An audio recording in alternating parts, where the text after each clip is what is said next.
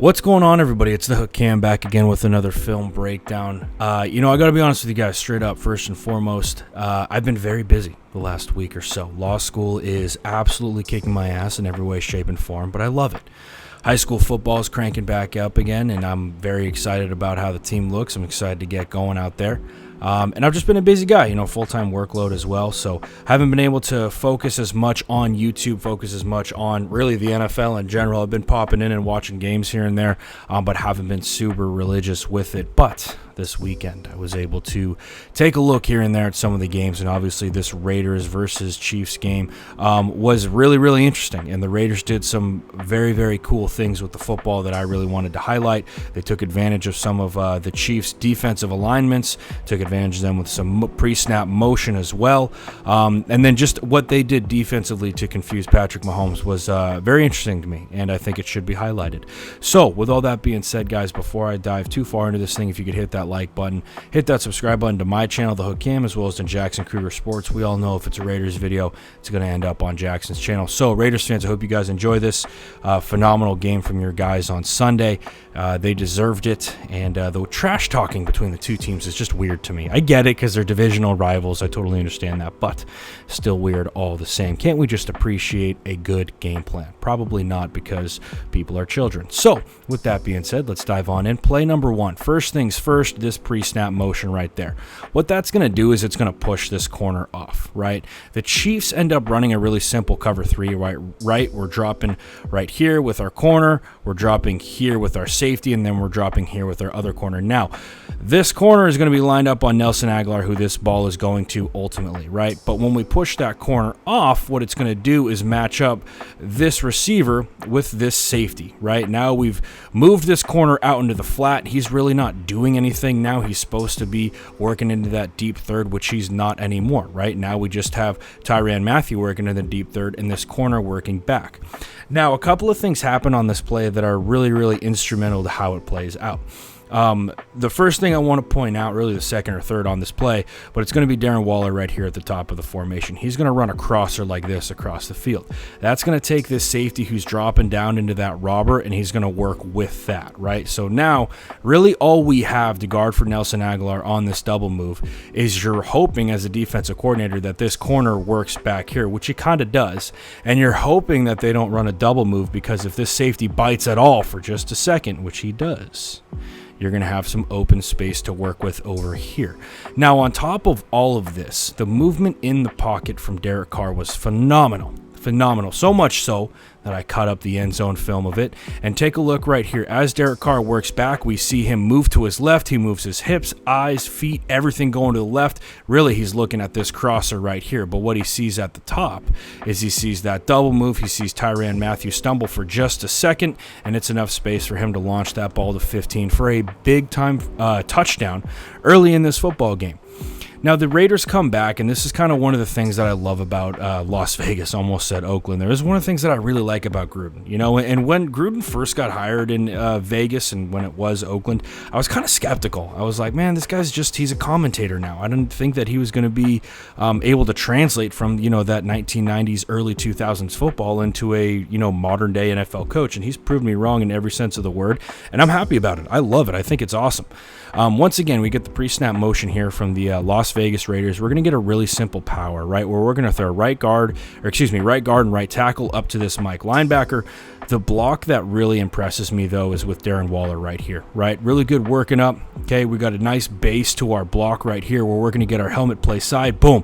Now, we kind of get tossed right here. I know what you're thinking. That's not a great block. It is a great block because it's effective, right? As we work inside there, look it. We fire the feet. We're working our helmet to that inside V, and we stay there. Right now, at the last second, that defensive end sheds off. You're going to kind of expect that Waller on the defensive end isn't exactly what you want, but he hangs on just long enough for this thing to pop for a massive gain. Massive gain. Now, the other thing that I do want to highlight here is going to be the pull and the combo from 77 and 66. I believe that's Gabe Jackson and Trent Brown. Phenomenal football player this guy is. As a Patriots fan, I got to watch him for his lone year in New England just dominate guys. He's an absolute mountain of a human being and a phenomenal football player. Now, this combo really is impressive, and this is kind of the key to the whole thing, right? As we work upfield with this combo, this backer is going to be coming across the formation, right? He's going to try and get across our face right here. We have to be ready to work off with that tackle. As we work upfield, this is really kind of picture perfect. Not really picture perfect, but it gets you in the right spot, right? We want to work up into that linebacker's lap, which is exactly where Trent Brown is. And again, just that movement with that defensive tackle is going to get you there. Now, the second thing is going to be this pull from 71. Targeting pre-snap is going to be a big deal, especially in the NFL, right? These guys know exactly what's going on. But here's kind of what I really like about this. This pre-snap motion brings this backer over into the box. Now, a lot of times bringing a guy into the box isn't necessarily the best thing, but you locate him pre-snap, you work outside, you get a helmet on a helmet, and we're upfield for a big-time game from 23. And again, the Raiders did a really good job of staying consistent running the football. It wasn't, 40-yard gains, 20-yard gains, hell, even 5, 8-yard gains every time. It wasn't that. But what it was consistency, and it showed the Kansas City Chiefs, right? We're going to pound the football, man. We're not going to get too far away from our identity. Now, moving on to this next play here, again, drafting Henry Ruggs for the Las Vegas Raiders, I thought was such a big move. They have kind of this offense that obviously they love to pound the football, but at the same time, they're going to take their shots. And when you have a dude like Henry Ruggs who can take the top off a defense, he's going to get his touches. Now, he only got 2 catches for like $118, I want to say, but what I think is hysterical about this play is Sorensen right here. And hysterical probably isn't the right word, but what I think is interesting about it is the fact that we step up into the formation right here from Sorensen. We step up right there. We leave one-on-one coverage on the outside with Henry Ruggs against the corner. Now, I'm not saying that the Chiefs' corners are bad. It's not bad, not by any means, right? Because I don't think there's a lot of corners in the NFL who are going to be able to run with this cat for as far as he does, but I love the route right here. Stem it outside, break this thing back into the center of the field. No question at all from Carr where we're putting that thing right on the money to 11. And it's a big-time touchdown for the Las Vegas Raiders. Again, just kind of these weird blunders from Kansas City that you don't see a lot. Now, one thing I do want to point out with this kid's block is phenomenal on this play. Okay, so protection-wise, right, we're going to get hinge protection from the offensive line. Very simple stuff. All that means is that we're going to slide to the left. Now, you can do hinge protection either way. You can slide to the right or the left. This time, they're going to slide to the left, right?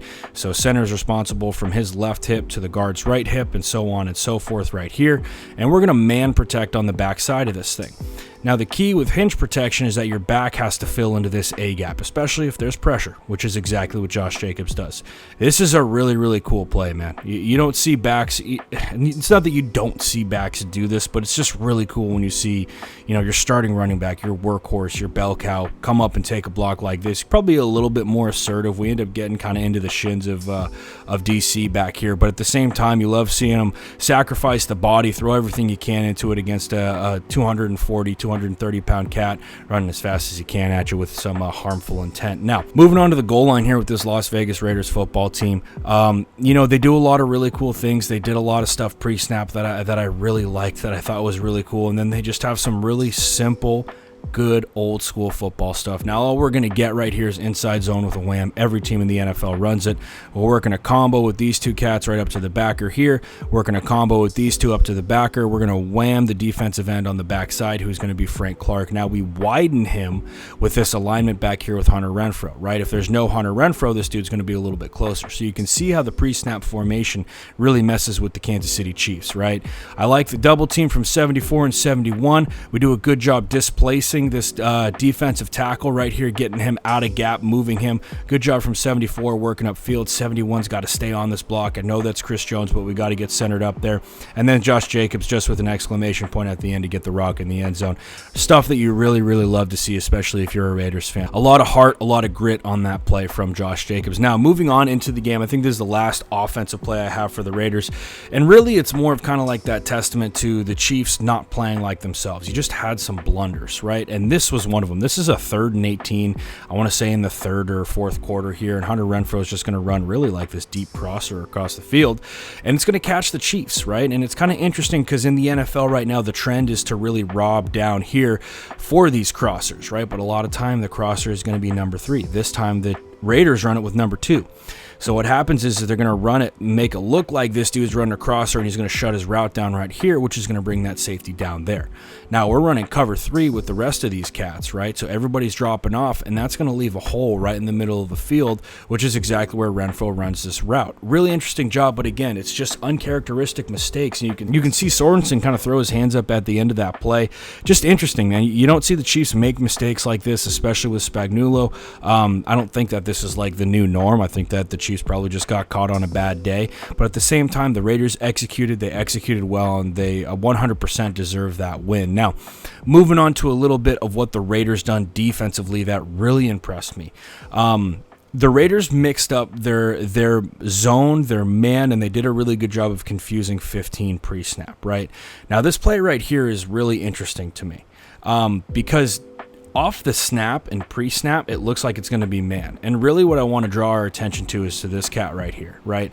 This looks like man from pre-snap up to 2 or 3 steps into his drop, right? We're working across the field with him. We're robbing down right here, and the Chiefs will do this a lot, right? This is a classic Kansas City man beater route, right? We're going to run across the field with this right here. We're going to have our curl right in the middle with Kelsey, and then we're going to run a wheel with our back, right? Great man beater because your linebacker has to work over the top to beat this back. If you have one of these cats open early, it's press at the top, so you know Mahomes is going to be looking there. But watch what happens with this. Watch this defensive back. He's basically going to pass that route off, and now we're going to shut this thing down and work in front of 2. That's really cool. I don't know what to call this. I'm not going to lie. I have no idea what to call this because they basically run man, but they break the field down into 2 different guys, right? So as that corner runs with number 3, and that number 3 gets to a certain depth, right? Now we're looking inside, and we're going to take over number 2, and our safety that's robbing down on the field is going to take this guy who's running the crosser. Really interesting, but super effective, right? That's exactly where Kansas City wants to go with that football. That's exactly who they want to target, and they do a great job of closing on that catch area and making a big play on 3rd down. Now, moving on to this next play defensively, to be honest, I don't have the knowledge as a defensive back or zone coverage guy to really tell you what's going on, but what I think is interesting with this is that we're dropping these 3 defensive backs into what looks to be like cover 3, but again, I don't think it is because of how close these guys are together. If anybody knows in the comments, go ahead and drop it because I would love to study up on it. I do want to kind of reach out to some coaches I know and see if they can help me out with this. But really what I think is interesting is that they just do a good job of passing everything off underneath, right? You pass everything off. This is going to end up being a coverage sack for Max Crosby right here. But again, look what happens when you get deeper into this route and deeper into this play. You have your deep option right here covered up with 3 cats. As your number 1 or number 2, I can't remember where this cat was lined up pre-snap, but as he, our number 1 at the bottom, as he breaks into his scramble drill, right, because he's working across the field, sees where 15 is going to break the pocket right here. Now we have a defensive back lined up right in front who can mirror him as he works back across. They just did a really good job of having everything covered up, mixing up our zone, mixing up our man, confusing 15 pre-snap. They did that time in and time out throughout the entirety of this game, really more in the 3rd and 4th quarter, and you saw it pay off for him, right? Good pass rush move from Max Crosby. 15's got to be a little bit more aware there, not going to lie. Now, moving on to this next play and the final play really of this whole thing, which is, the pick from Heath. I can't remember his first name right now, and I don't want to look it up, so we're just going to go with Heath because I know that's his last name. With this, right, it's once again, you're basically reading 2 at the top of this thing. The corner and the safety are reading the second receiver in. If he runs deep, then the safety is going to work with him. Corner's going to continue to get depth, but have his eyes into the middle of this thing. But as he continues to work up here, they're both going to close on it, taking away that option. And really, with this backer, you're trying to work in front of number 3, but this safety right here does such a good job of reading the eyes of 15, coming across and taking that thing away. So, outstanding football game for the Las Vegas Raiders. I was really impressed with how they played. Once again, I think that they're a well-coached football team. Gruden, I sold him short for sure when he got back into the Las Vegas Raiders. So I'm excited, man. I'm excited to see what he can do for the Raiders from here on out. Chiefs fans who are watching this on my channel, don't you worry. Kansas City will be back. I don't doubt that for a second. That's all I got for you guys today. I'll be back later in the week having a Browns video out and a Justin Herbert video out as well. Maybe a Chiefs video. See if we can sneak one in there. So anyway, guys, that's all I got for you today. Make sure we're washing those hands so we can get some fans in the stadium hopefully pretty soon. Stay tuned for what comes out later this week. Hope everybody's doing well, and I'll see you next time.